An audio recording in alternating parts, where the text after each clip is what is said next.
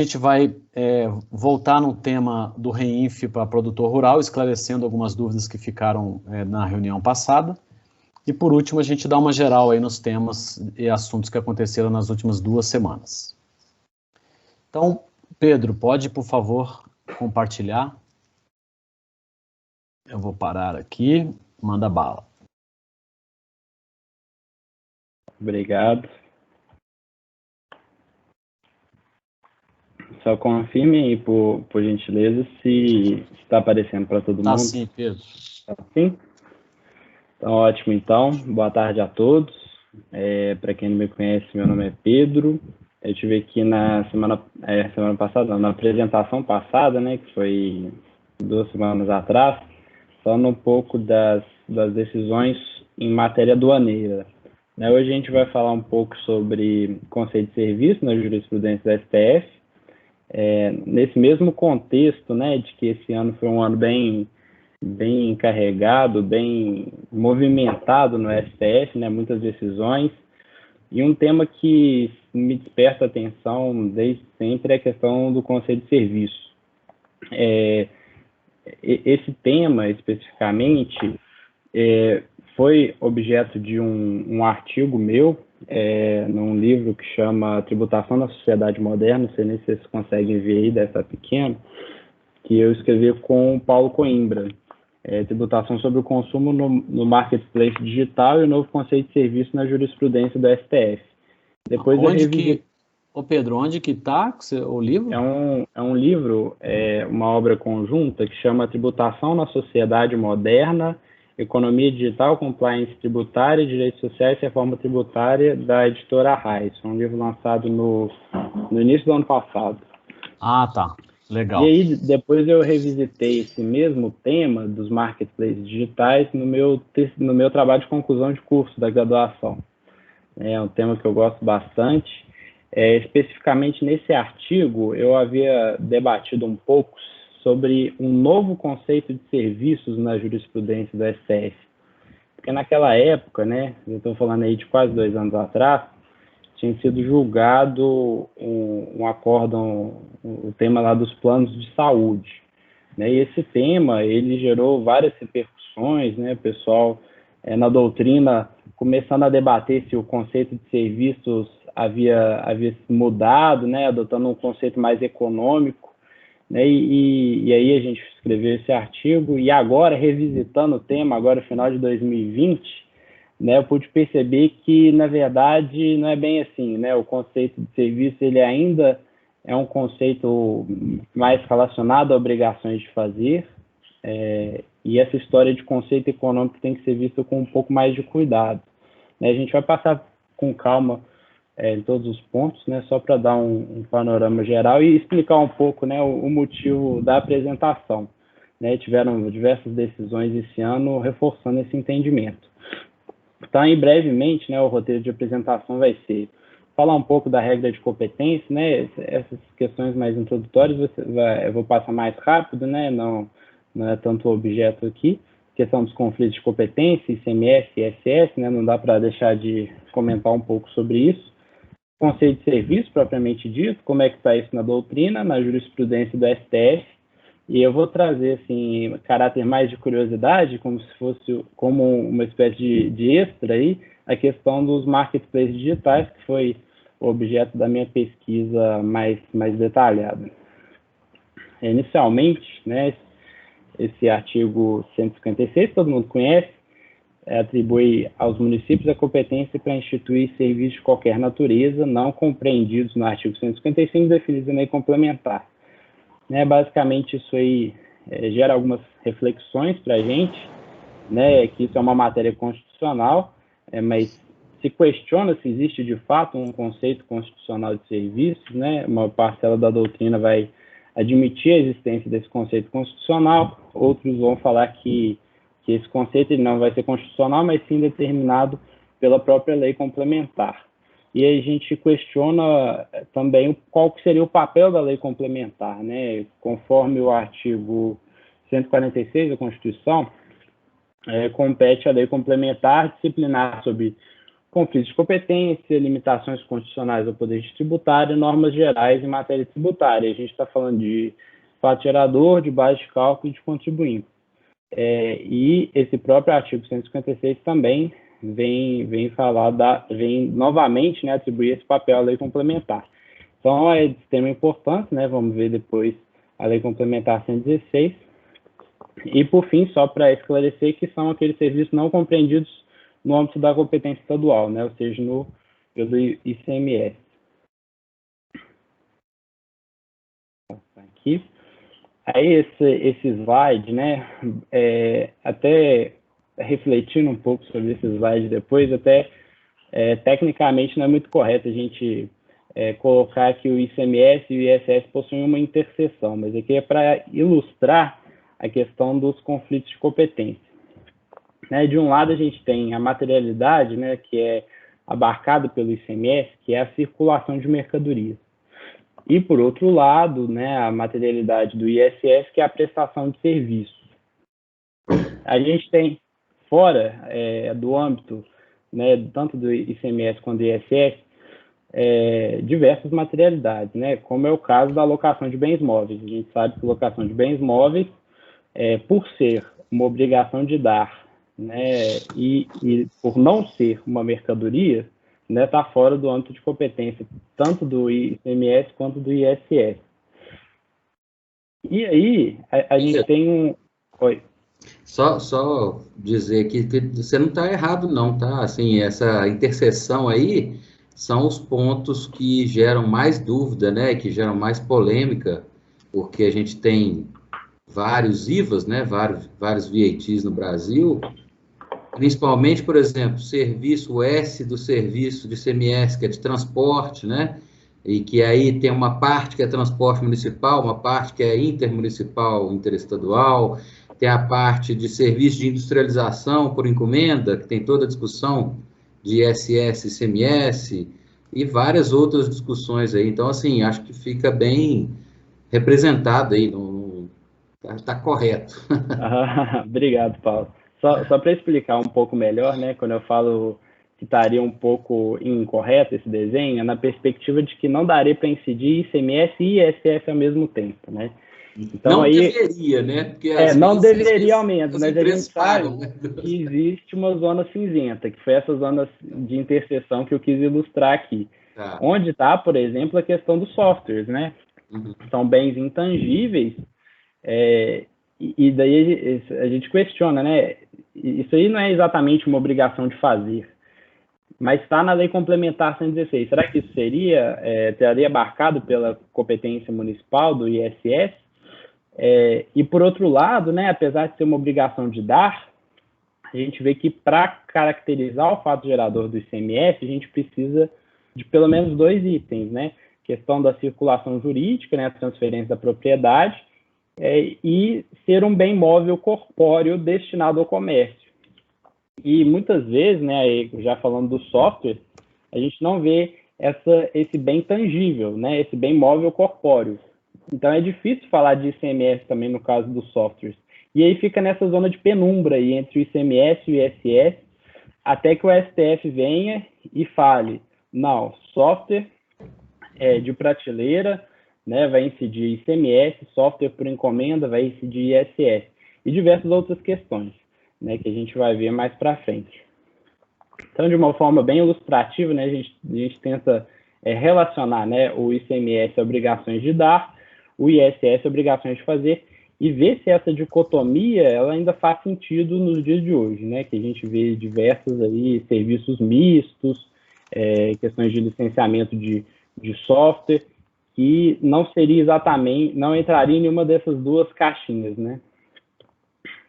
E aí, de novo, né, em relação ao conceito de serviço, vendo agora a Lei Complementar 116, né, a gente vê que a Lei Complementar 116 menciona que o fato gerador do ISS é a prestação de serviços constantes da lista anexa, ainda que não se constituam como atividade preponderante, mas não fala o que é um serviço. Né? Há uma lista anexa, que a gente sabe que é uma lista taxativa, mas que comporta uma interpretação extensiva.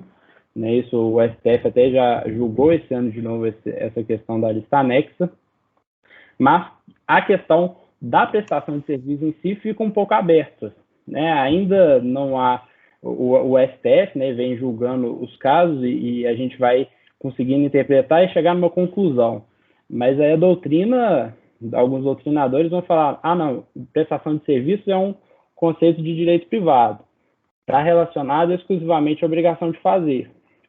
E aí, pelo artigo 110 do CTN, fala que o direito tributário ele vai ter que utilizar o conceito de direito privado na repartição de competências. Então a gente tem que utilizar o conceito de direito privado. Por outro lado, vão ter doutrinadores que vão defender o conceito mais econômico, um conceito mais aberto, como utilidade. E aí acaba que essa discussão até perde um pouco o sentido, porque se a gente vai analisar o que seria um serviço, a gente chega à conclusão que serviços são de fato utilidades, materiais e imateriais. Na verdade, a questão toda está nesse verbo prestar, porque como o fato gerador é prestação de serviços, não faz sentido ser só utilidade o fato gerador. O fato gerador ele tem que considerar a palavra prestar, a palavra prestação, e daí isso nos remete a uma obrigação de fazer. Isso aí já adiantando um pouco o meu entendimento, que é importante esclarecer isso, né, que uma coisa é serviço, outra coisa é prestação de serviço.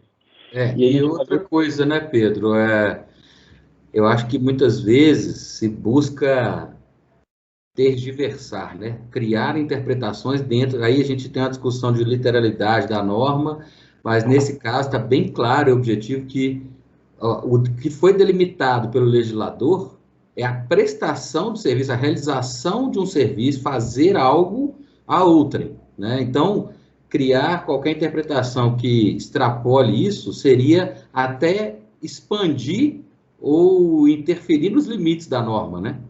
No meu entendimento. Exatamente.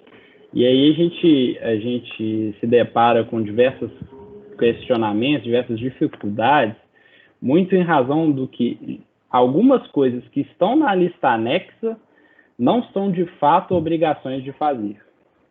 E daí que surgem a maior parte dos questionamentos, né? E a gente vai ver como que o STF está lidando com esse tipo de situação. Apenas para exemplificar, né, não quero ficar aqui lendo os conceitos dos autores, né, um autor que eu gosto muito é o Aires Barreto, até coloquei a foto dele, saudoso, né, já faleceu, que fala que serviço é um esforço de pessoas desenvolvido em favor de outrem, né. Esse ponto é muito importante para a gente falar que tem que beneficiar um terceiro, né, não existe um serviço em benefício próprio, tem que ter um conteúdo econômico, um serviço gratuito não seria tributado, por exemplo, sob regime de direito privado, em caráter negocial e tendente a produzir uma utilidade material e imaterial. O conceito é bom porque a gente vislumbra, né, a questão da utilidade também. A questão da utilidade não é desprezada para fins de conceituação de serviço, mas deve ser ponderado que não basta a utilidade, né? É necessário também um esforço, né, que é a obrigação de fazer.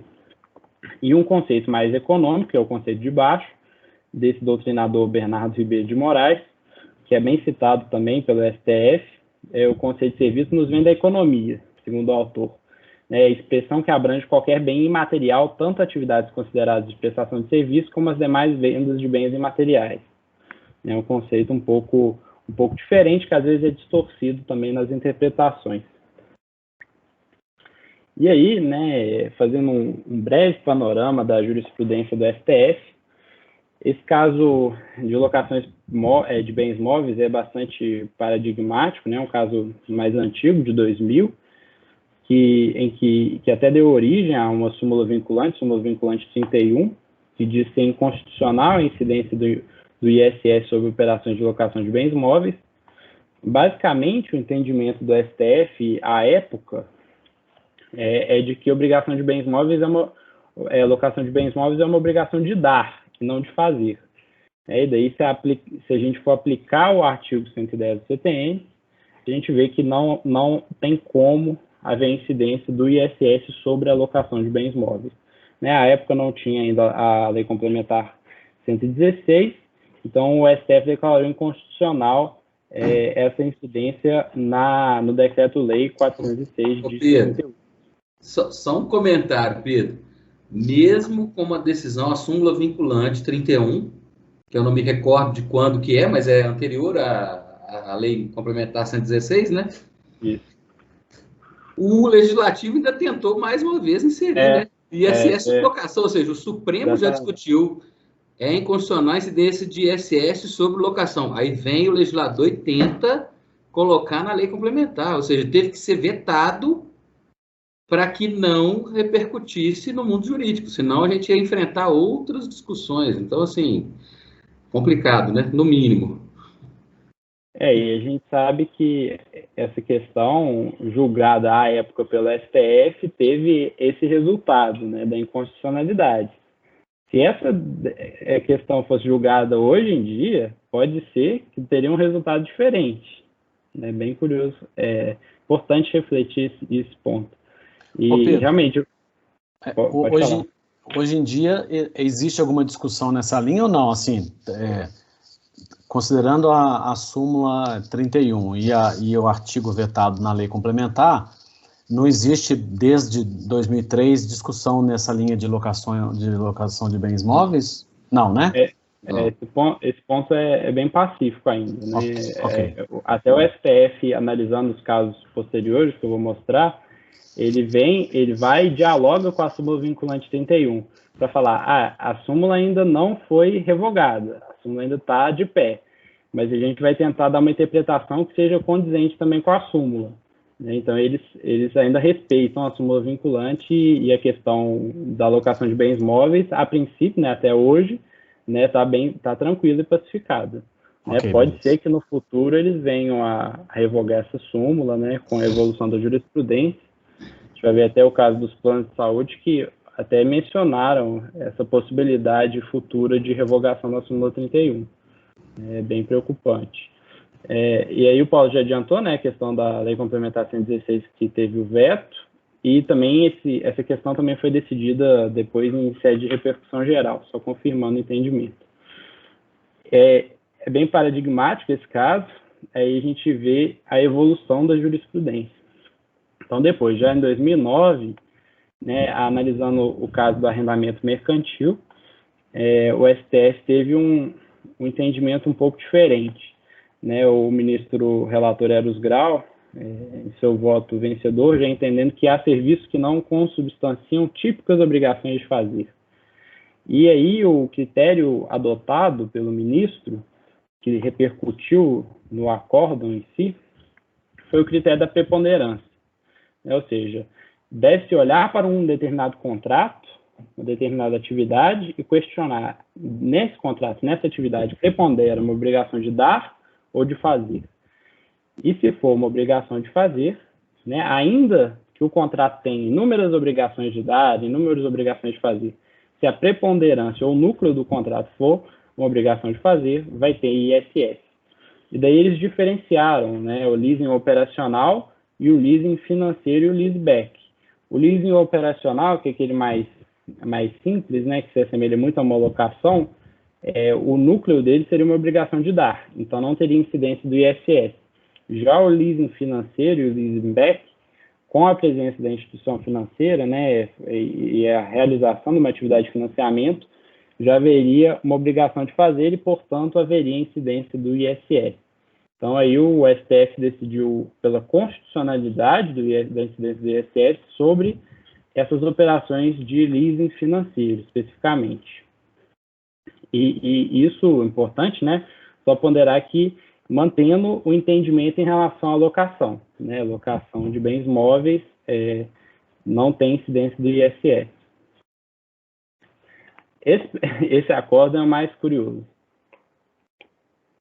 Eu havia comentado no início que ele foi até o motivo de eu ter começado a pesquisar esse tema e escrito um artigo a respeito de uma possível evolução do conceito de serviço, muito porque, nesse caso, o ministro relator Luiz Fux, ele adotou expressamente, né, um conceito econômico de serviço em seu voto. E é curioso, lendo tanto a ementa do acórdão quanto o voto vencedor, foi claro que o ministro ele afasta a aplicação do artigo 110 do CTN, entende que o conceito de prestação de serviço não tem nada a ver com o conceito civilista, né, do direito privado, mas sim relacionado ao oferecimento de uma utilidade. E volta à história da utilidade. A partir de um conjunto de atividades, materiais e imateriais, prestados com habitualidade e intuito de lucro, podendo estar conjugado ou não com a entrega de bens ao tomador.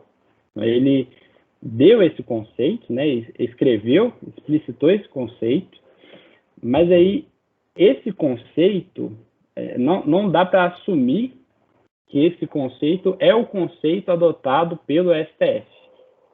Isso por quê?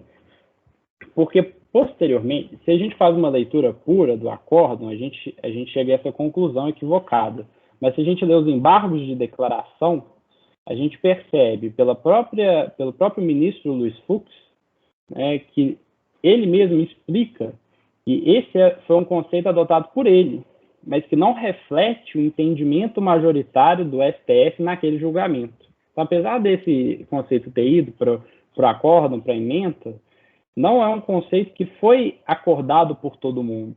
Não é um conceito do STF, é um conceito do ministro Luiz Fux.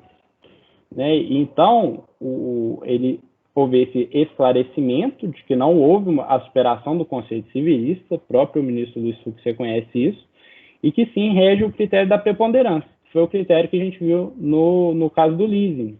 Né? Em razão da complexidade dos contratos, deve-se ver qual que é o núcleo, né? Se é uma obrigação de fazer, então haverá incidência do ISS.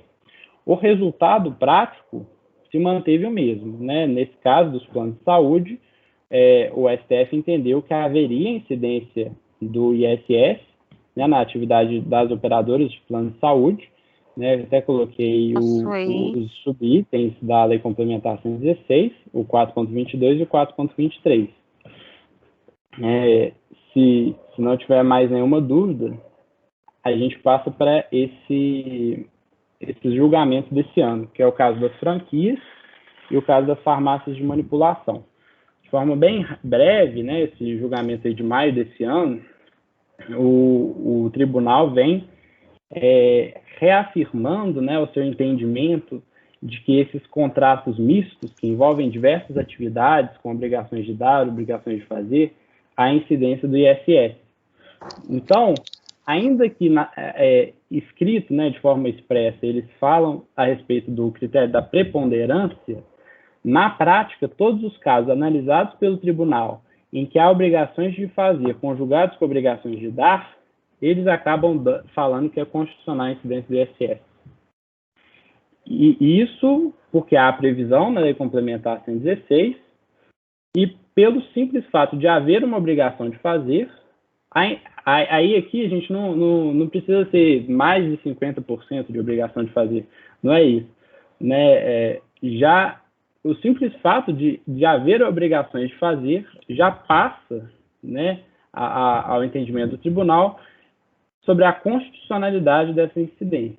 E aí, no caso da franquia, né, a Lei Complementar 116 tem um subitem específico, 17.08, falando de franquia. O ministro Gilmar Mendes fala que o ISS incide sobre atividades que representam tanto obrigações de fazer quanto obrigações mistas, que foi o que eu comentei, ou seja, aquelas que incluem também obrigações de dar. A franquia, especificamente, ela envolve diversas atividades, como cessão de uso da marca, assistência técnica, direito de distribuição de produtos e serviços. Então, não houve a superação do conceito de serviço como obrigação de fazer, mas nessas atividades mistas, o STF acaba entendendo haver a incidência do ISS, né, bastando para isso a previsão na Lei Complementar 116. E um caso bastante semelhante é a questão das farmácias de manipulação, que aqui tem apenas uma peculiaridade, que é a questão do ICMS. Né, nesse caso aqui, até reflete um pouco melhor aquela discussão inicial, né, do conflito de competência, ICMS e ISS, que nas operações mistas, o ICMS ele vai incidir sobre o valor total da operação só nos casos em que o serviço não esteja compreendido na competência municipal. Ou seja, o ICMS ele é residual em relação ao ISS. E aí, houve uma retomada, uma discussão antiga a respeito de software de prateleira e software por encomenda. Até mencionei brevemente no início, nesse RE 176626, o STF havia discutido, analisado a questão da incidência do ISS e do ICMS sobre softwares e decidiu que, sobre softwares de prateleira, haveria incidência do ICMS, já que eles estão ali no comércio, software de prateleira é uma coisa que não existe mais, mas eles eram dispostos em prateleiras de lojas e comercializados ou sob a forma de um CD, de um DVD, por meio de um suporte físico.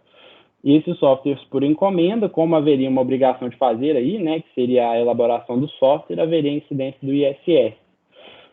Essa discussão foi trazida para o caso das farmácias de manipulação, em que o tribunal entendeu haver incidência do ISS sobre as operações envolvendo o preparo e o fornecimento de medicamentos encomendados para posterior entrega aos fregueses, em caráter pessoal para consumo. E, por outro lado, esse lado aí que seria parecido com o software por encomenda, por outro lado, incide o ICMS sobre medicamentos de prateleira por elas produzidos ofertados ao público consumidor, muito parecido também com o software de prateleira. Então, essa discussão ela volta à tona em relação às farmácias de manipulação. Ô Pedro, acho que o Hélio quer falar alguma coisa aí. Hélio, boa tarde. Desculpa, não estou vendo. Não, tranquilo. Cliquei errado, Zé. Boa tarde a todos, aproveitando.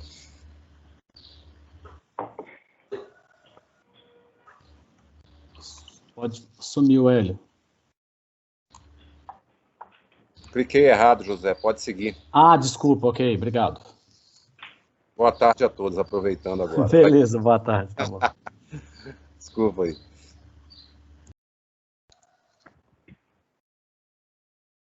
Aí, só porque eu estava comentando, que tiveram inúmeras decisões esse ano do STF. A gente até tenta listar todas elas e comentar sobre todas elas, mas acaba que o tempo não nos permite, apenas para citar, a questão das apostas, a questão da construção civil e do caráter taxativo também foram julgadas esse ano.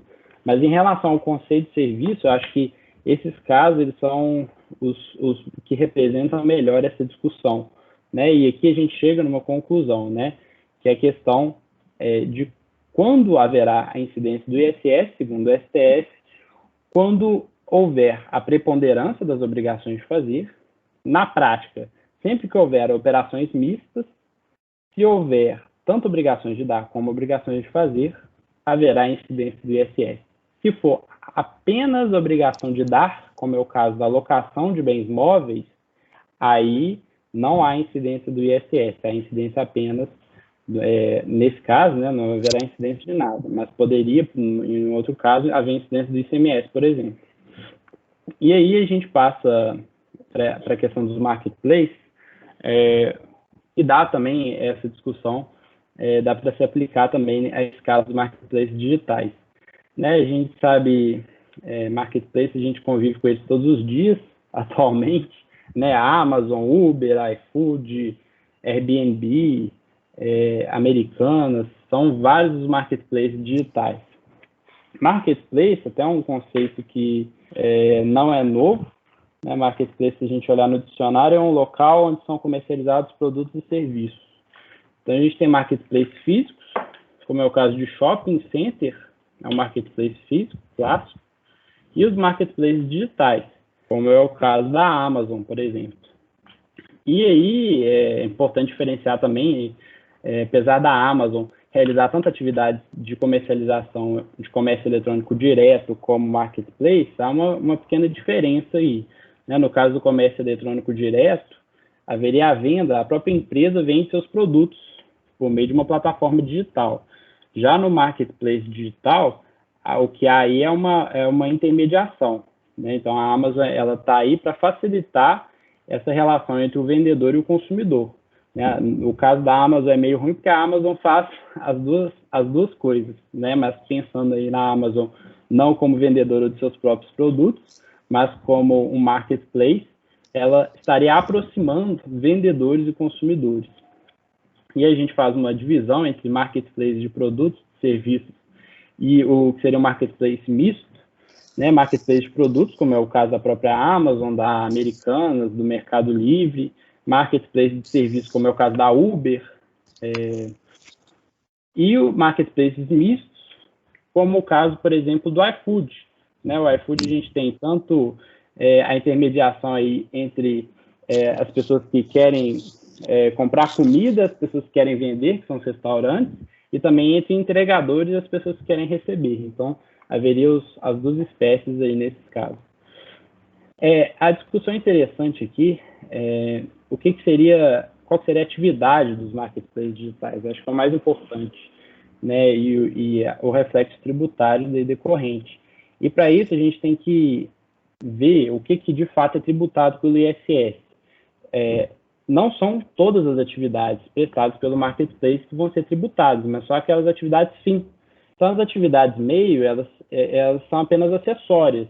Né? A gente tem que olhar para a atividade fim do marketplace, que normalmente, aí já é um entendimento que é um entendimento mais meu, né? mas podem haver discordâncias, que seria o serviço de intermediação. E outras atividades, por exemplo, marketplace realiza a cobrança.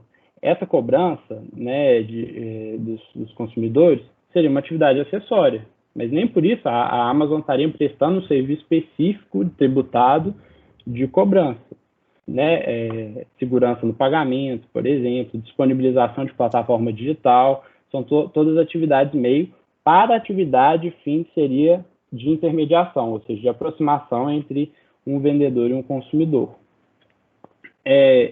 Então, da mesma forma, né, serviços gratuitos não são tributados pelo ISS, então a gente tem que ver no modelo de negócio de cada uma dessas companhias, né, de cada uma dessas empresas, o que de fato está sendo cobrado ali. Então, por isso que também não dá para dar uma resposta taxativa de que sempre vai ser um serviço de intermediação, porque em um caso concreto pode ser que o que seja cobrado seja o licenciamento de software, por exemplo. Então, não dá para dar uma resposta de antemão sem conhecer qual que é a política da empresa. Fato só os serviços que são remunerados é que serão tributados pelo ISS. E daí essa discussão, se a atividade principal vai ser um serviço de intermediação, vai ser um serviço de licenciamento de software. Nos casos que eu analisei no meu trabalho, como é o caso da Amazon, eu pude perceber que o que seria preponderante seria a relação de intermediação, ou seja, a aproximação entre um vendedor de bens ou serviços e um consumidor. E daí eu concluí que haveria a prestação de serviço de intermediação, que está lá no item 10, a lista anexa da complementar 116, e as outras atividades seriam meramente acessórias. Né? E isso também nos remete à questão do conceito de serviço, porque se a gente entender, por exemplo, que é um licenciamento de software, que é a atividade preponderante, a gente pode discutir se licenciamento de software, apesar de estar na Lei Complementar 116, seria uma obrigação de fazer. Né? E a gente sabe que licenciamento de software é uma obrigação de dar. Né? É uma cessão de direito e não um fazer expresso. E daí daria para discutir, por exemplo, se haveria realmente incidência do ISS ou não haveria incidência de nada. Essa discussão também está no STF para ser julgada, né? Provavelmente, né, conhecendo esses últimos casos do STF que foram julgados pela incidência do ISS, muito provavelmente essa questão vai ser julgada também nesse mesmo sentido. Se você for ver os julgamentos com fundamento econômico, né, Pedro? Porque, como você bem disse, hoje em dia, software não tem meio físico, não tem nem download, normalmente é numa nuvem, você paga pelo direito de uso, né? Você paga pelo acesso, e aí você teria a cessão do direito de uso, né? E isso não é um serviço, não é uma mercadoria, e existe toda uma discussão, até quando a importação de serviços, né, de software ou de serviço na nuvem, a tese é que se incidiria somente o IOF sobre a importação de serviço, porque você não tem ISS, você não tem ICMS, você não teria nem IR-fonte, nem PIS/COFINS. Mas, assim, acho que isso, a própria jurisprudência está evoluindo, porque a legislação não evolui na mesma velocidade, né? Porque as mudanças, principalmente tecnológicas, e a jurisprudência está tentando acompanhar, né? Acaba que a jurisprudência cobre lacunas do que a lei não regulou, não previu, né? Situações novas, né? Então, e muitas vezes o que a gente vê é que o próprio julgador não tem experiência e nem tem conhecimento do que ele está julgando, né? Exatamente, né, Pedro? Assim, muito provavelmente você conhece muito mais de tecnologia dessas questões digitais do que os ministros, né? Do que alguns ministros que vão julgar esse tema. Então, a preocupação é toda essa, né? O julgamento ter fundamentos de impacto econômico e não exatamente a previsão legal que determinaria o tributo, né? E é até curioso, né, Paulo, que a gente viu que recentemente, se não me engano, em 2016, teve uma alteração da complementação 16 para acrescentar o caso do Netflix, né, serviço de streaming. Mas a questão dos marketplaces digitais é até difícil de enquadrar na lei complementação 16, né, e a gente faz esse enquadramento como no item 10, como serviço de intermediação, mas não é um enquadramento muito perfeito, porque não existe um item específico de intermediação digital. E fica essa dúvida também se seria, se poderia enquadrar em outro item, né? Como eu pelo menos entendo, ou se seria necessário a edição de uma lei complementada. É preciso discutir essa questão também. Porque alguns serviços digitais, por exemplo, então você tem esses serviços que são acesso a um software, né, a um direito de uso e tal. Direito de uso não é, né, cessão de direito de uso não é um serviço. Você acessar no caso, o serviço de streaming, teve que ser previsto na lei para não ter dúvidas de que há um serviço, uma prestação de serviço de fornecimento de imagem e som, etc., por uma tecnologia digital. Para essa questão de marketplace, também fica muito complicado, porque, basicamente, o proprietário do marketplace, ele está disponibilizando uma infraestrutura para que você venda o seu produto. Na verdade, há uma venda de mercadorias, né, normalmente, ou de serviços, né, de treinamentos, cursos, etc., né, como a Hotmart e outras. E o realizador do serviço ou o vendedor da mercadoria vai pagar o tributo sobre o treinamento ou sobre a mercadoria vendida, né? Mas o disponibilizador da infraestrutura, né, digital, ele efetivamente ele não vende mercadoria e nem presta serviço, né? Ele cede uma estrutura, né, Pedro? Nesse meu trabalho, né, até explicando o desenho aí, dei como exemplo aí a Amazon. No caso, ela disponibiliza efetivamente essa plataforma para que os vendedores anunciem seus produtos e vendam para os consumidores. E aí, esse próprio vendedor vendendo para o consumidor vai ter que tributar isso pelo ICMS. Poderia ser um marketplace de serviço, aí essa atividade seria tributada pelo ISS, o que é uma relação jurídica diferente, né? Essa relação que está em azul, diferente da relação que está em verde, que é entre o próprio vendedor e a Amazon. E daí a gente pode discutir, né, se seria de fato uma prestação de serviços de intermediação, se seria um licenciamento de software, ou se não seria nada, seria uma coisa sui generis, né? Essa mera disponibilização da plataforma, que aí eu chamo de serviço de intermediação pelo fato de estar aproximando. Mas existem outras interpretações possíveis, né? Que são bem-vindos, né? E até intermediação, porque ele aproxima o consumidor do vendedor, né? Ele intermedia e também há uma remuneração percentual sobre as vendas, né? Sobre o que é vendido. Isso é muito importante, né? Que eu estava comentando dos serviços remunerados, a gente precisa ver se de fato é esse serviço que está sendo cobrado um preço, né? Porque a Amazon cobra um preço do vendedor por realizar essa intermediação. Ou vai ser uma comissão, ou vai ser um valor fixo, e aí tem que ver no contrato direitinho. bom. Acho que era isso. Acho que até extrapolei um pouco o tempo aí. Pedro. Obrigado pela oportunidade. Obrigado, Pedro. Oi, Pedro. Oi. Oi. A Nádia daqui em Roça, tudo bem? Boa tarde, pessoal. Oi. Eu cheguei um pouco atrasada, mas eu queria ver se você já falou a questão de plano de saúde, ISS. A gente fez um slide aqui sobre os planos de saúde, que até foi um julgamento de 2016, né? Nesse caso, o plano de saúde, não sei se seria só a dúvida específica, né? Que foi que o ministro Luiz Fux entendeu que serviço seria um conceito econômico, né? Mas a gente comentou aqui que, na verdade, até pelos embargos de declaração, ficou mais claro que esse não é um entendimento do STF como um todo, é um entendimento mais do Luiz Fux, né? Então, a gente está muito ainda preso a um conceito de obrigação de fazer, né? Que garante mais segurança jurídica. Sim, porque agora, em setembro, né, de 2020, que saiu aquela lei complementar 175, Sim. Né, da obrigatoriedade de retenção, só que aqui eu não sei, eu queria compartilhar para ver se tem alguma outra empresa do grupo aí. No nosso caso, a resposta é que não é prestadora de plano de saúde, mas sim seguradora.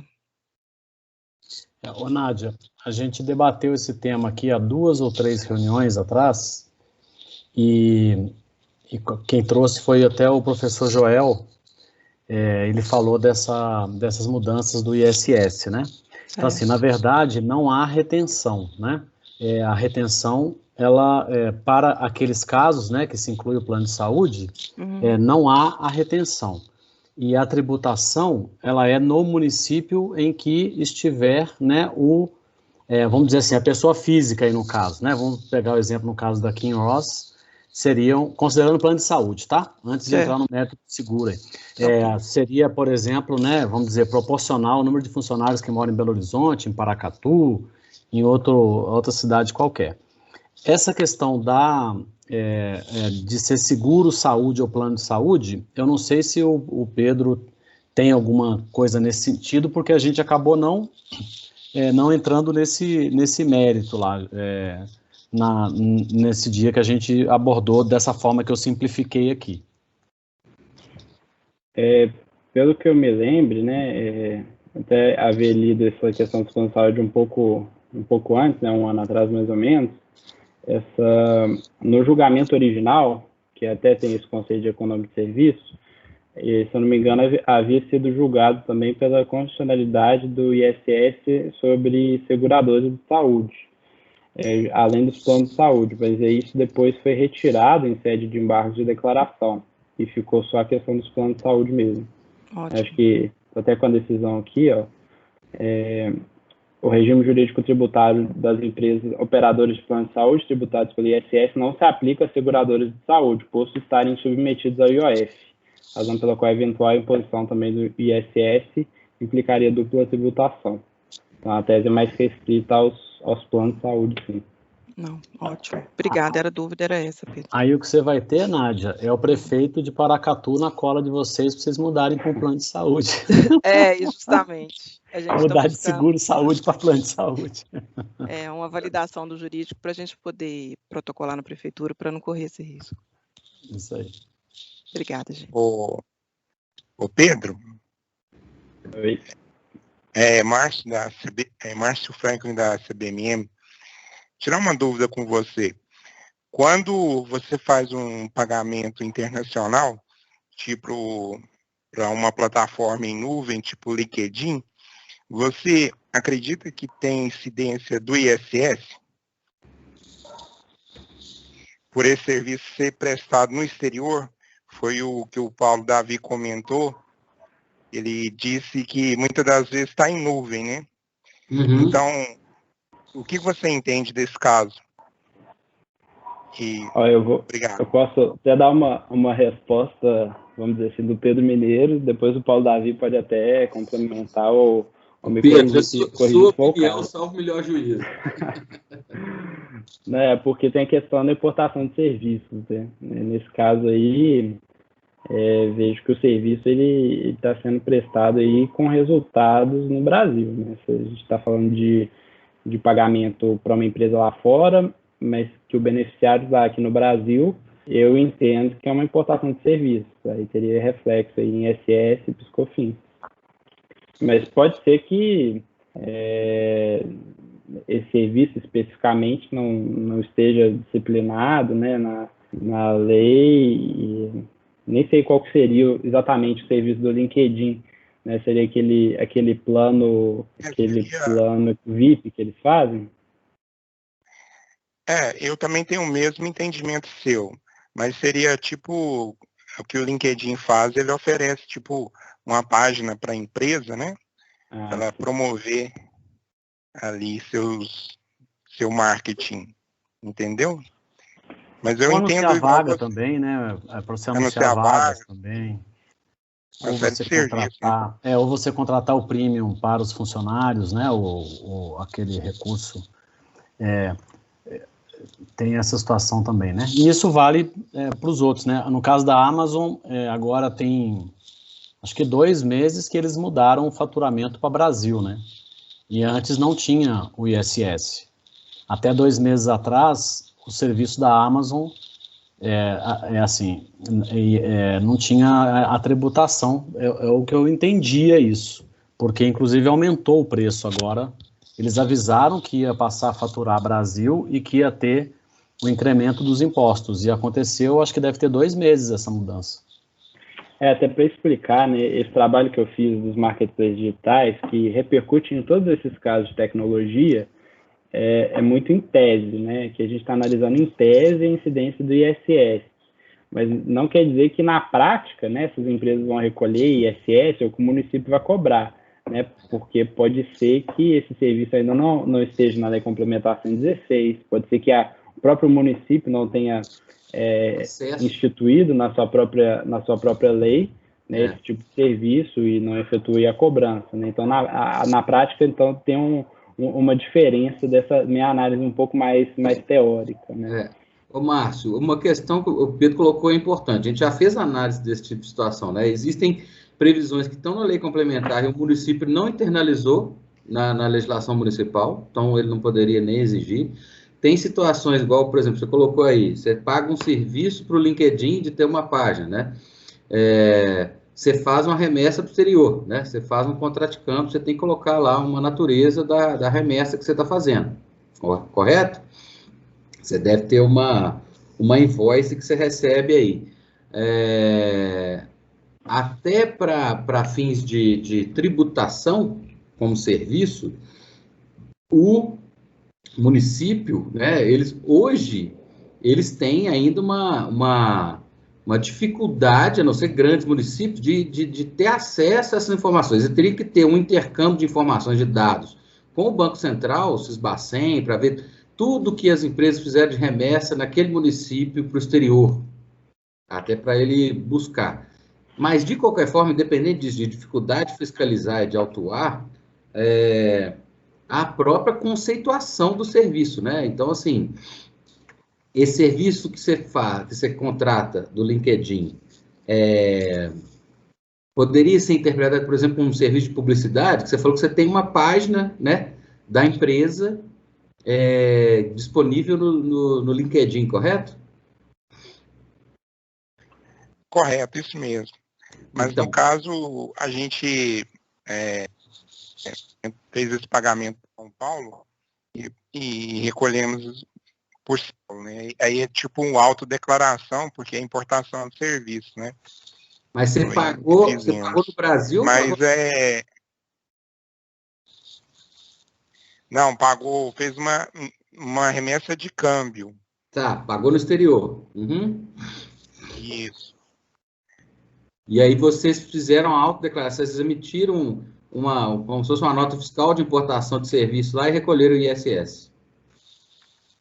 Isso, na verdade a gente recolhe pelo site da prefeitura que você faz uma autodeclaração, entendeu? Sim, essa autodeclaração é como se fosse uma nota fiscal de entrada que você faz de importação de serviço para basear o recolhimento, né? Isso mesmo.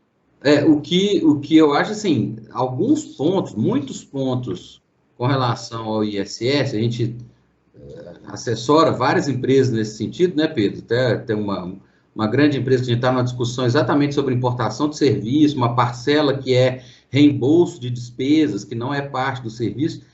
Cabe, além de uma análise documental, né, legal, uma análise até da possível judicialização da questão, porque ou uma consulta, né, porque para ter segurança realmente, é preciso, a não ser que a empresa tenha mais, né, apetite para risco, né, mais ousada e com fundamentos legais, né, com um parecer que subsidia, o ideal é você ter uma decisão que te proteja, né, uma decisão judicial para afastar a incidência. Mas acho que cada caso cabe uma análise, né, desses casos polêmicos, principalmente agora de tecnologia, para a gente poder ter uma avaliação de risco e uma decisão mais segura, né? E essa questão da publicidade também é uma questão bem complicada, né? Porque isso foi uma alteração recente, né, da complementação 16, aquela 157, né, de 2016, que colocou esse item lá de veiculação de publicidade e propaganda. E o item original de publicidade e propaganda tinha sido vetado também, se eu não me engano, da complementação 16 original, né? Acho que, se eu não me engano, até em função da imunidade constitucional. Daí eles voltaram com essa questão para os meios digitais, né? E essas sessões de espaço, né? Essa publicidade que esses grandes sites fazem, poderia se enquadrar aí nessa complementação 16 já alterada. Pessoal, muito obrigado. Alguém quer comentar mais alguma coisa aí? Alguma dúvida adicional?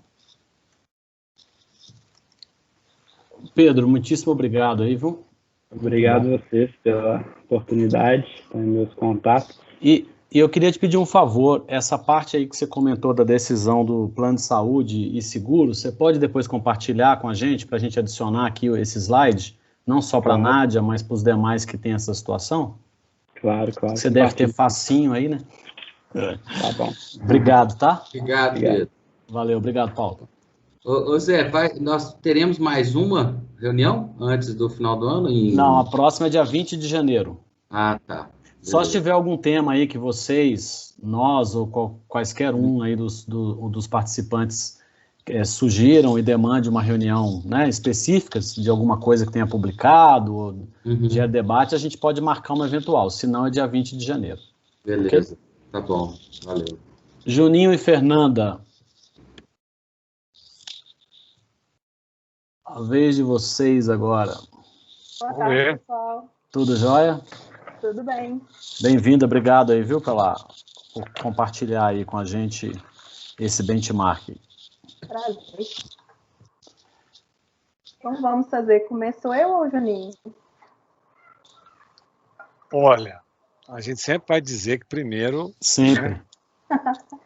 Sempre. Tá certo. Elas querem mudar isso, né, Juninho? Mas a gente vai insistir sempre em dizer sempre primeiro as damas.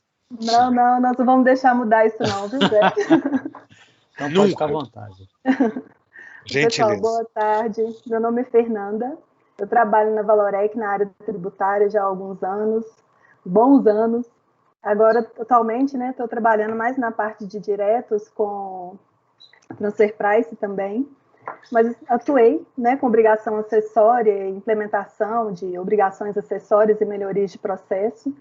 Então, eu vou trazer para vocês uma parte, né, do que a gente fez na época, né, da DIRF, quando eu trabalhava com essa parte de obrigações acessórias lá na Valorec. Deixa eu compartilhar a tela aqui com vocês. Na hora que aparecer, vocês me avisam, por favor? Já apareceu. Apareceu? Já. Aí, já está em tela inteira, Fernanda. Só comentar aqui, Fernanda, bom te ver. Acabou que a gente não conversou e Fernanda é excelente profissional, trabalhou comigo muito tempo. Graças a Deus, muito bom. Obrigada, Paulo. Digo mesmo. Bom te ver aqui. Obrigada. Bom, pessoal, a gente fez um resumo, né, mesmo aqui, infelizmente não tem como entrar em muito detalhe, porque o pessoal da área de TI, infelizmente, não pôde até participar com a gente, mas o que a gente tem hoje, tá, lá dentro do nosso sistema? Nós trabalhamos com o standard dentro do SAP, então nós temos uma transação lá dentro, que ele gera o arquivo, né, que é importado do software, que a gente passa ele, inclusive, depois para dentro do software da Receita Federal. Após a geração desse TXT, tá? A gente colocou até as telinhas aqui do SAP para vocês visualizarem. Nós desenvolvemos, né, dentro do sistema, uma Z, essas F e DIF. O que ele faz? Ele pode gerar, através desse TXT, ele gera para a gente 2 tipos de arquivo. Ele gera o arquivo em Excel. Por que a gente pediu para gerar esse arquivo em Excel, transformar em Excel? Para a gente poder fazer a conferência dos dados. Isso facilitou muito a nossa vida na hora de fazer os fechamentos da DIF. E, além disso, ele consegue, através desse TXT, ele gerar todos os PDFs que a gente tem que enviar para os fornecedores. Ok? Atualmente, a gente está enviando ainda, eu vou até mostrar depois um exemplo para vocês como que está sendo feito. A gente está enviando ainda físico, né, para o fornecedor, mas a gente já está avaliando se a gente vai enviar isso por e-mail ou se a gente vai disponibilizar no portal do fornecedor que a gente tem, para eles fazerem um download, que eu acho que é até mais prático para a empresa e reduz custos também, né? Eu achei que esse processo estava até mais avançado, para ser sincero. Vocês automatizaram só a primeira etapa, né? Isso que você está dizendo, Sim. E agora está pensando em fazer essa disponibilização sem ter que enviar pelo correio. Isso. Porque, assim, apesar de ter reduzido bastante o trabalho, porque a gente tinha que entrar no sistema da Receita e emitir de lá os comprovantes, a gente colocava dentro de um envelope, vocês vão ver que ficou bem mais prático. A gente ainda tem um custo, não é muito alto, mas ainda tem um custo ainda para envio, tá? Que não precisava mais ter, para ser sincero. Claro. Além de que alguns não chegam, né? Tem toda aquela problemática, né? Ainda, Sim, né? aí eles pedem, né? Ficam pedindo, a gente tem um retrabalho muito grande, isso é muito ruim. Então, aqui, gente, o que a gente tem? Ó? A gente tem as tabelas, né? Do módulo FI do SAP, vai na transação, essa transação é a standard do SAP, ele gera esse arquivo da DIF TXT, que ela tanto serve para esse programa Z, como eu expliquei, como para o programa da DIF, da Receita Federal mesmo, tá? Aquele programinha que a gente baixa. E esse programa Z, ele vai gerar esse arquivo Excel e os comprovantes PDF. O que tem por trás desse sistema, tá? Cada layout do informe de rendimento, ele pode ter uma diferença de acordo com o código da Receita. Então, isso aqui a gente trabalhou parametrizando o sistema, porque ele lê o código e, de acordo com o código, ele gera um informe. Eu vou mostrar para vocês aqui um exemplo. Aqui, ó. Isso daqui é como se fosse um para pessoa física, tá? Então, ele vem aqui, vocês veem que é exatamente o layout da Receita Federal mesmo, mas isso aqui é gerado dentro do nosso sistema, tá bom? Ele faz o preenchimento com os dados, né, da pessoa, tudo certinho, os valores. E aqui, ó, aqui embaixo que tem a diferença. Ele já vem, Zé, para a gente enviar, que a gente manda isso aqui para impressão, dobradura e picadura, que eles falam dentro lá do processo. Eles já mandam isso para ele, igual o nosso informe que a gente recebia no passado mesmo das empresas. Dobradinho para eles poderem abrir, entendeu? Então, aqui já vem aqui, ó, os dados de onde, né, que é o endereço do fornecedor. Isso. Tudo certinho quem está enviando. Então, isso aqui já vai direto para eles. Tá vendo?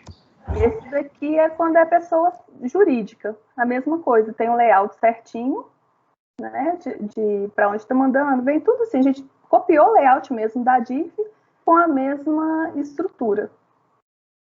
Então, é isso aqui que a Valorec hoje está fazendo, tá? Não tem muita... Fernanda, oi? posso fazer uma pergunta? Agora eu levantei a mão mesmo, viu, José? Pode eu não te chamei porque eu achei que você tinha levantado sem querer de novo. Claro. Bom, Fernanda, meu nome é Hélio, sou da Andrade, e esse tema, apesar de não tão assim, eu vou dizer para você, dá mais trabalho do que resultado, né? Se você não manda, é uma dor de cabeça louca. Aí eu tenho uma pergunta, é o seguinte, esse procedimento que você está mostrando vale tanto para terceiros, a ser entendido, prestador de serviço, como para empregados? É o mesmo procedimento? Pois é, para empregados, o processo nosso está, assim, maravilhoso. Aham. Maravilhoso. Está muito avançado, de verdade. O nosso de empregados, a gente já tem uma app chamada RH Digital. O nosso já está lá dentro. A gente não tem mais nada de impressão de papel, não tem mais, a gente não faz mais nada. A gente já coloca tudo dentro desse RH Digital. E aí os próprios profissionais vão lá e capturam essa informação, né? Sim. Perfeito. Então, esse procedimento seu aí é para, vou chamar de terceiros, assim entendido. Pessoa física, aluguel, né? Aquela confusão toda, pessoa jurídica e etc. Ok, muito parecido com o meu. Sofremos da mesma dor, tá? Pois é. Aí, assim, o que a gente, né, fez até hoje, assim, para nós, na época, melhorou muito, porque era muito manual, extremamente manual. Só de terem gerado um Excel para a gente conseguir fazer essa conferência, vou te falar assim, que ajudou o nosso trabalho em 90%, para ser sincero, né? Então, porque era muito moroso, o risco de erro era muito grande, sabe? Então, assim, resolveu, assim, ajudou muito mesmo o processo. Agora, o que tem ainda a melhorar, tem. Eu já parei de mexer com isso, acho que tem acredito que uns 5 anos. Eu acho, por isso que eu achei que estava até já um pouco à frente o processo nosso lá, porque isso já era para estar sendo disponibilizado para eles, pelo menos por e-mail. Perfeito. Entendeu? E, infelizmente, ainda não, mas isso aí a gente já vai colocar no nosso radar lá para já começar a ver se ano que vem a gente já consegue mandar. Tá. A ferramenta de apuração de tributos de você é o próprio SAP ou você tem outra ferramenta paralela para poder apurar os tributos? Nós temos o DPFIS. Tá, então você faz a captura dessas informações no SAP e faz o DARF, por exemplo, DCTF, tudo por esse outro sistema seu, é isso, né? Se bem que a DIRF está dentro do SAP e DCTF a gente não está fazendo dentro do DPFIS, não. O DPFIS está mais para tratar as demais, mais o SPED, eu acredito, viu, Ed? Mas o DARF é feito dentro desse outro sistema seu? A apuração? Não. O DARF não. O DARF a gente tem feito, se não me engano, manual. Não está dentro do sistema, não. Entendi. Embora eu sei que consegue colocar, tá? Mas não sei por que o pessoal, tem uma outra equipe que trabalha com diretos, eu não sei por que eles não colocaram. Perfeito, o nosso Fernanda. De diretos, eu posso te garantir que não tá, porque são poucos DARFs, né, que a gente emite, nós temos hoje 5 empresas, então não tem necessidade. Mas eles não colocaram também, não. Aí eu não sei se é algum problema na plataforma, né, no sistema do DPFIS, ou algum outro problema, não. Perfeito. Segue a sua apresentação aí. Obrigado. Viu? Não, lá é só isso mesmo que eu tenho para apresentar para vocês por enquanto. Não. Perfeito. Eu contratei o José Adriano e ele resolveu minha vida aqui, entendeu? Ai, que coisa boa. Propaganda, hein, José? Obrigado, viu, Hélio? Mais essa que eu tô te devendo, daqui a pouco eu não vou aguentar pagar. Né? Pessoal, e assim, eu não consegui com que o pessoal da área de TI fizesse parte da reunião, mas eles falaram que estão abertos no benchmark, se alguém, né, precisar, quiser trocar uma ideia maior, assim, com algum maior detalhe, né, de sistema mesmo, vocês podem ficar à vontade, tá? Perfeito. Pode nos procurar que a gente agenda uma reunião com eles, se vocês precisarem. Juninho, com você. Ok. Fernanda, obrigado. Nada. Aproveitando aqui, antes de começar a apresentação, falar com o Hélio. Hélio, aproveitando que você sempre presente e atuante, na Uzi Minas, a questão do RH é exatamente idêntica da Valorec, tá? Então, hoje também temos um portal também, tudo é lá, contra-cheque, tudo é PDF, né, informe de rendimento, hoje já tudo evolui, tudo pronto, tá? Você perguntou de sistemas aí, eu acho que não era isso que você queria saber dos sistemas, você queria saber das DAFs, como é que funciona, mas a gente tem contas segregadas para os diversos tributos, né? Então, no caso das retenções, que eu acho que é o que você está dizendo, a apuração das retenções, então IE, PIS, COFINS, CS, né? O INSS era assim, agora com o REINF, né? DCTF Web, então o DAF você tem que gerar por dentro do próprio ECA, que não tem alternativa, né? Mas os outros ainda, né? Tudo é conta, então tudo é segregado. Então a gente só explode a conta, faz uma conferência e gera o DAF e beleza. DCTF é manual, né? Ele não tem alternativa, não temos automatização para ela, tá? Todas elas preenchimento manual a partir dos recolhimentos, né? Então, deixa eu compartilhar. Ô, Juninho, deixa eu até compartilhar esse ponto importante. Como é que nós trabalhamos aqui, tá? Nós temos também o desempregados, a gente tem um portal, né, da companhia, então ele já é gerado lá no portal, cada um pega o seu. O de terceiros, que eu falei com a Fernanda agora, nós criamos um chamado portal do fornecedor, e aí nós imprimimos 100% dos informes pela DIF, e colocamos em PDF lá no portal, e enviamos um comunicado. Então a gente já eliminou essa parte de mandar para os Correios, que diga-se de passagem, ninguém recebe. E se recebe, rasga, né? Então tá fácil, né? Mas nós trabalhamos aqui com uma outra ferramenta. Eu não faço a apuração do imposto dentro do SAP.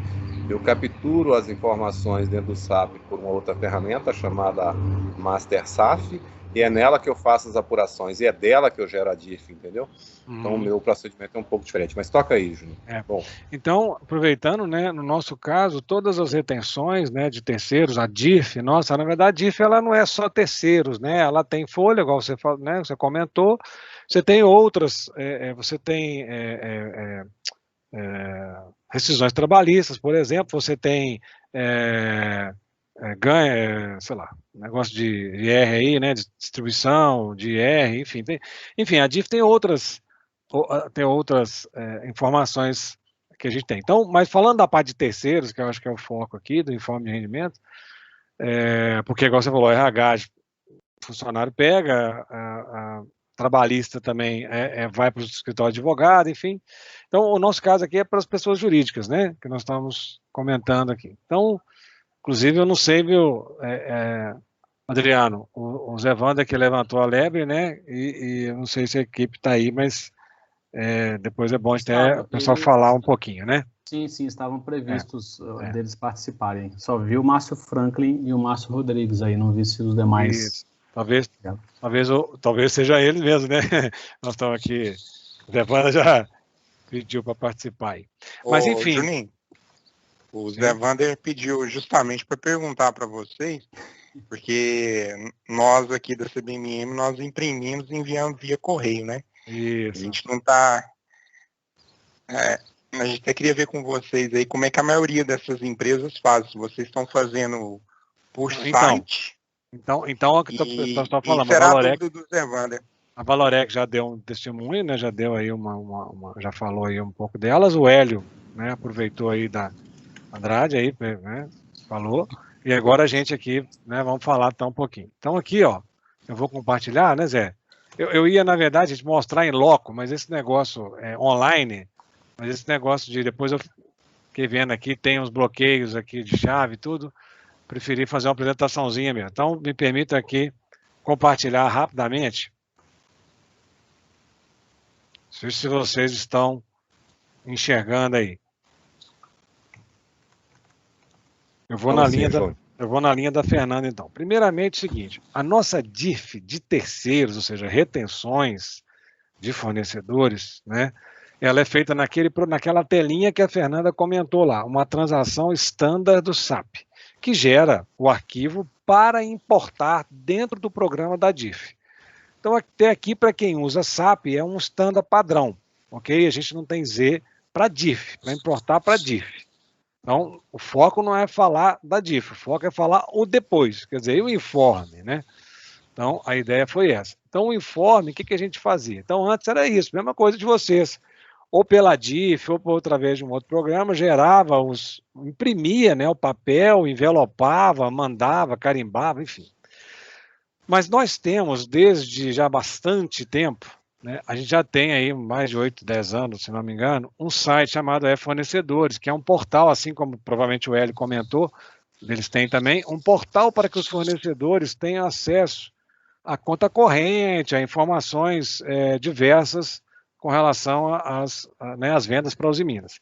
Então, eles têm um login e senha, então aqui estou mostrando o site, né, eles têm um login e senha, lá eles entram, né, dentro do site, lá ele vai escolher qual empresa para quem ele vendeu, para a Usiminas, né, ou para a Valorec, ou para, né, quer dizer, qual empresa, né? Então, a Usiminas são 5 empresas que o prestador de serviço pode prestar serviço. Então, tem a Usiminas, tem a mineração, tem a Unigal, mecânica e soluções. Então, ele escolhe qual é a empresa, né, para quem ele emitiu nota, digamos assim, e depois, dentro dessa empresa, ele então, aquela chave que ele logou, muitas vezes, por exemplo, eu aqui sou de uma empresa que tem autorização de olhar vários CNPJs, né? Então, digamos, por exemplo, um grupo, né? O próprio Grupo Usiminas, talvez eu seria o representante de olhar para várias empresas. Então, à medida que a minha chave entra, que eu logo na minha chave, no portal, ele vai dizer quais os CNPJs que eu posso olhar, o conta corrente ou a vida, o relacionamento que eu tenho. Então, aqui estou dando um exemplo, 4 empresas, né, só como exemplo, o cara pode ver.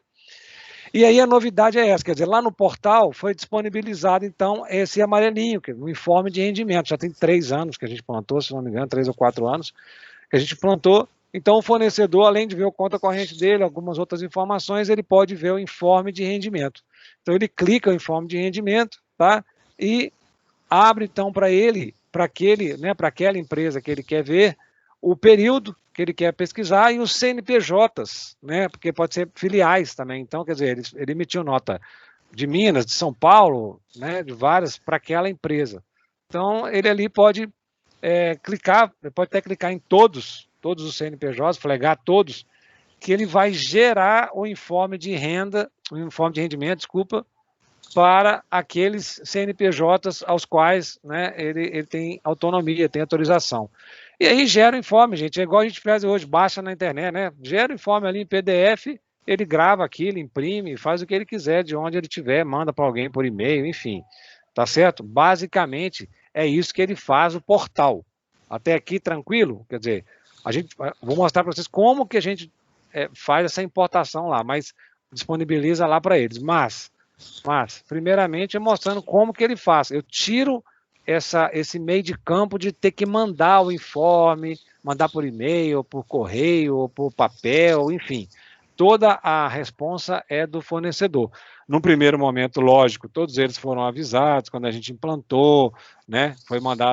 Foi feito um aviso, todo ano é feito um aviso lá no portal, né? Na entrada lá do portal, na abertura, igual os bancos põem para a gente, né? O novo informe de rendimento está disponível, clica aqui para baixar, tá? Enfim, né? Aquelas coisas todas que vocês estão acostumados. A gente não reinventa, a gente copia, né?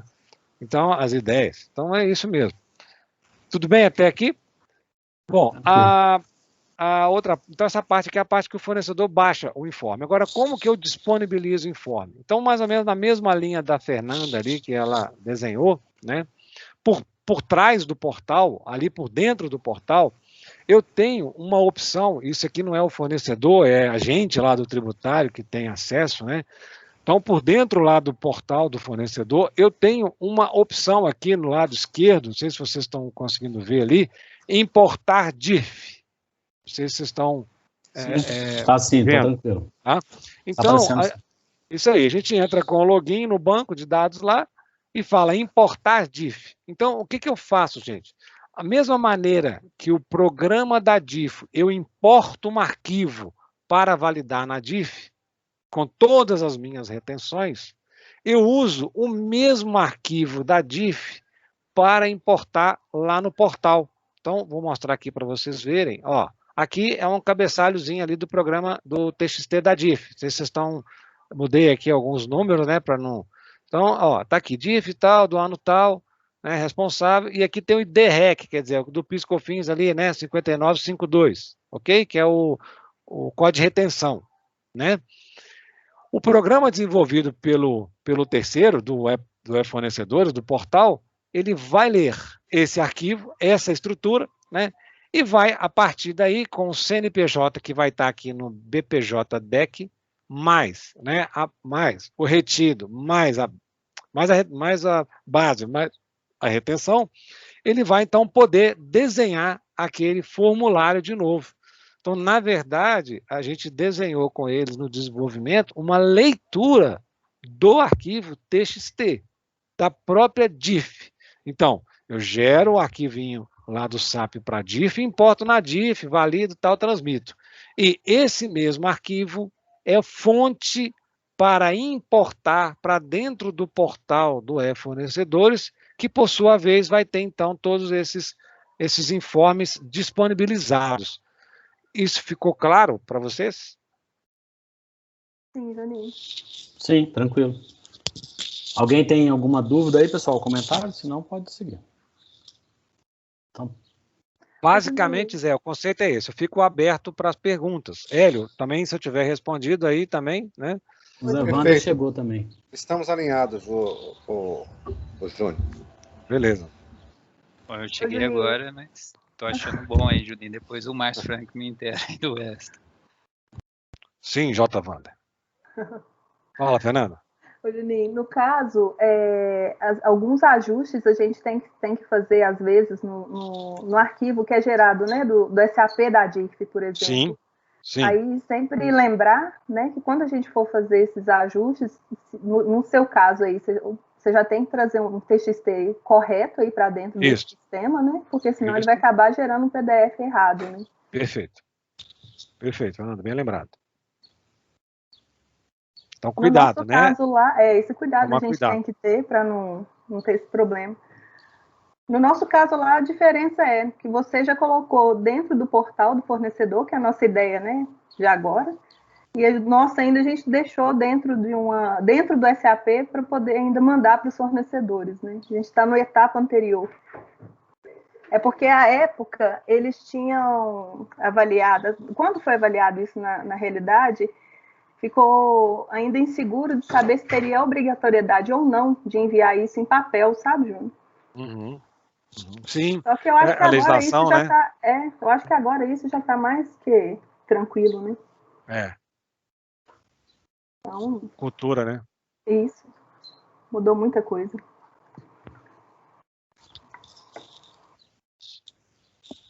Acho que é na linha que o Márcio Frank está me dizendo aqui, né, os bancos já não enviam, né, apenas aviso, né, já gerou uma cultura que as empresas têm que fazer, né. Eu vejo que os Minas, Andrade está fazendo. Isso. Eles nunca pegam, né, gente? Isso é um fato, né? Mas a gente avisa, né? É ótimo.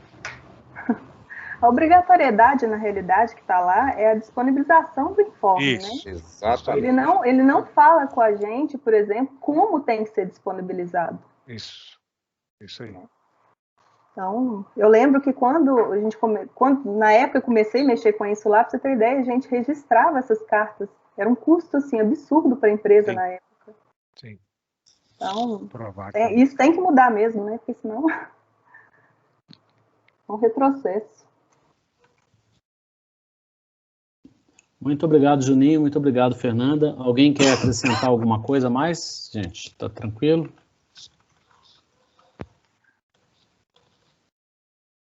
Bom, eu só queria pedir desculpa para os dois aí, que eu não pude ver a apresentação na íntegra, né? Mas depois o Márcio me passa aqui, e é de grande interesse para a gente, tá?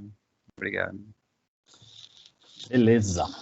Só para acrescentar, na nossa empresa também é tudo feito via e-mail, com os informes de rendimento também puxando direto da DIF, tá? E tanto nós enviamos como nós recebemos os nossos clientes tudo por e-mail, não tem nada mais vindo pelo papel. Perfeito. Eu gostaria só de fazer uma pergunta para vocês, se vocês ainda estão tendo muita dificuldade em receber informe de rendimentos.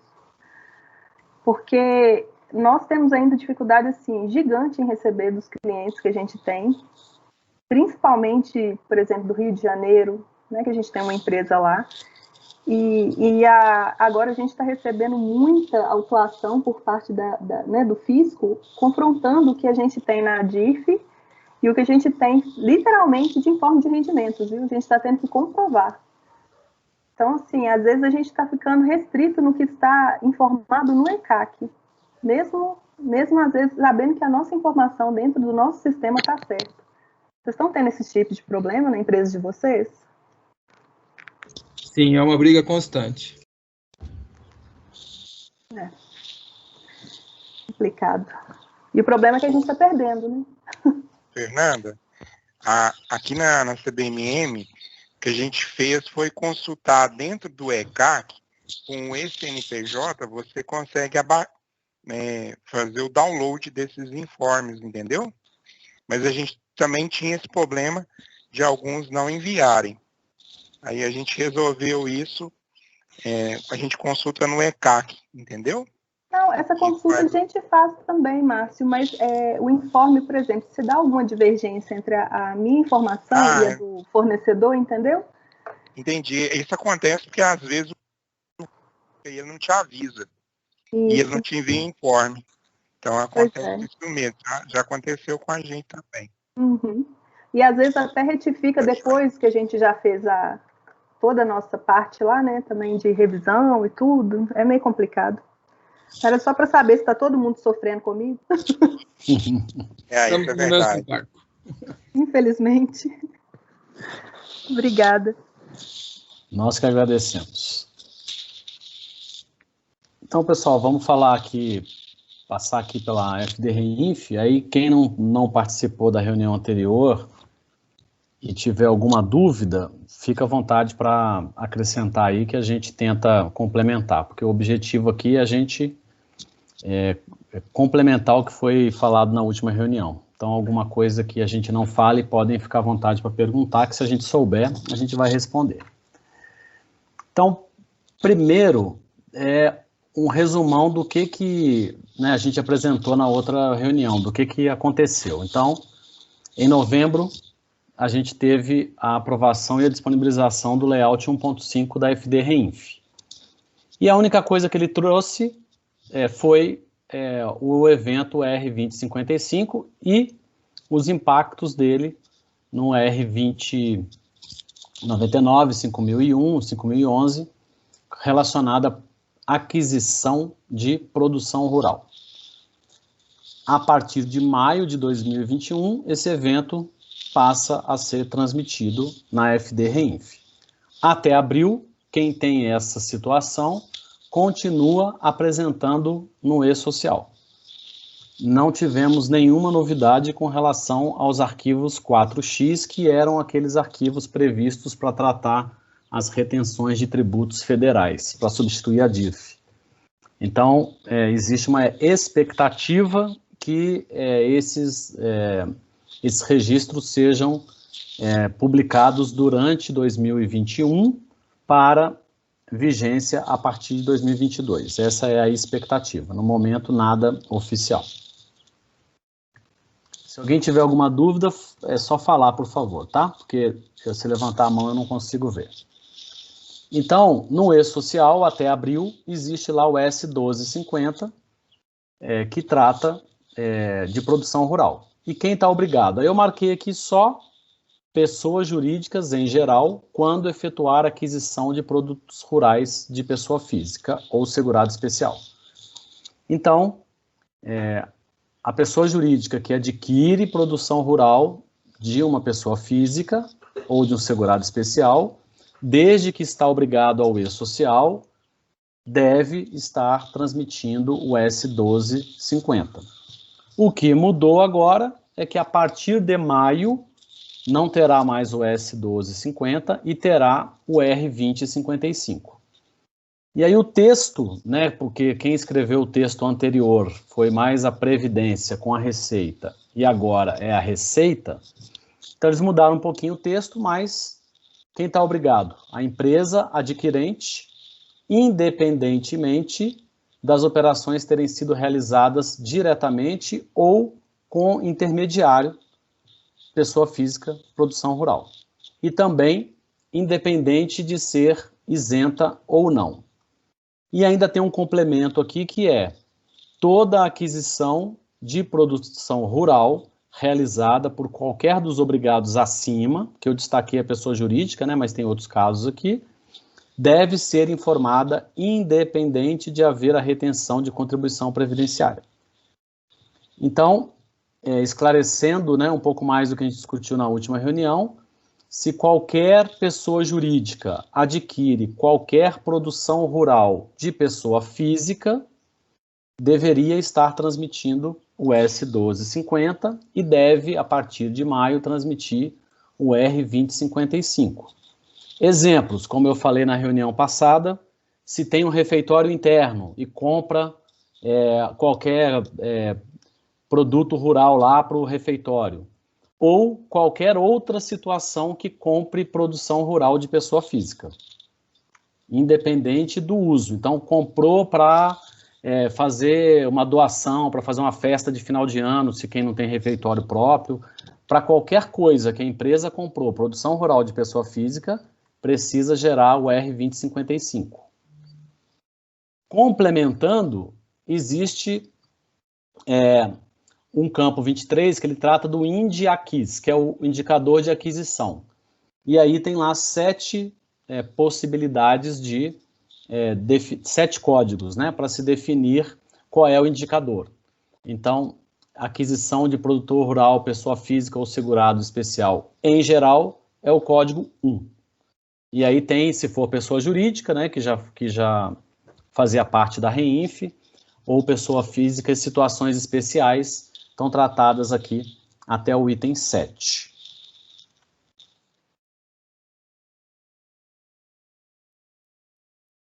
Sobre o evento em si, né? Então, teve uma mudança da forma de, além dele sair do E-Social para a REINF, a forma de escrituração também mudou. Então, no caso do REINF, o adquirente vai encaminhar um evento para cada estabelecimento e cada produtor rural, em um determinado período de apuração mês. Então, isso aqui é diferente da forma que é feito hoje no E-Social, que até a gente brincou que na última reunião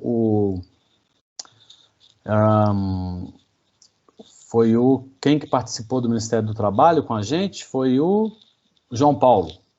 Então, o João Paulo até brincou, me disseram que ficou mais fácil, né? Então, na verdade, aumentaram os números de eventos da forma que a Receita Federal está pedindo. E aí tem, no manual lá, né, da FD REINF, mais detalhes aqui. O objetivo nosso era deixar claro para vocês o entendimento de que qualquer aquisição de produtor rural pessoa física tinha que estar gerando o S1250 e tem que gerar o R2055 a partir de maio. Ok? Alguém tem alguma dúvida ou quer complementar alguma coisa?